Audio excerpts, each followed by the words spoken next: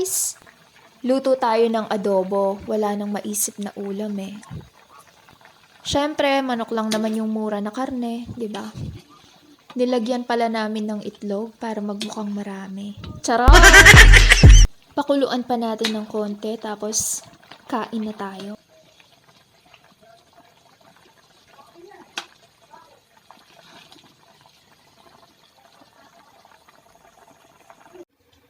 Tara na, kain na po!